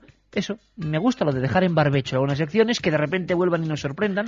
Yo creo que es lo bonito. Isabel desde León nos dice, también desapareció un pueblo en León llamado Airones. Murieron todos envenenados al comer una anguila que habían pescado. Airones, qué historia más bonita, ¿no? Apúntalo. Sí, sí. Mi abuela vivió muchos años en una sierra del Valle del Jerte y mató varias víboras, nos dice David. Hola, soy vigilante, llegó la custodia de alarmas y ya me han saltado hoy 3 veces la alarma de un tanatorio, pero dentro solo hay ataúdes. ¿Serán espíritus? Como la historia del tanatorio de Ceuta, una de las más terroríficas de los últimos años. Creo que vamos a Ceuta, Bilbao, a varias ciudades más, pero iremos informando porque esto será en el mes de junio. La nave del misterio de Milenio 3 se pone muy viajera y en Ceuta intentaremos acudir. Por cierto, es que no me resisto, Carmen, lo siento, porque la semana que viene, bueno, mañana nos vemos en Cuarto Milenio, como siempre a las 11, con temas potentísimos. Por ejemplo, adelanto uno, fotógrafos de muertos, de difuntos en España. Una historia curiosísima. Pero la próxima semana, el próximo viernes, estamos muy cerca de conseguir algo que para los que amamos la parapsicología, lo extraño y los casos más dramáticos es histórico, ¿verdad? No digas nada, que te veo venir adelantando. Déjalo. Oye, que ya nos vamos. Vamos a dejarlo ahí en el misterio, como todo este programa. Pues sí, nos vamos. Nos vemos mañana en 4, Iker. Nos vemos mañana con varias historias. Noel Calero, muchísimas gracias, amigo. Y ahora las noticias. Un abrazo, feliz semana.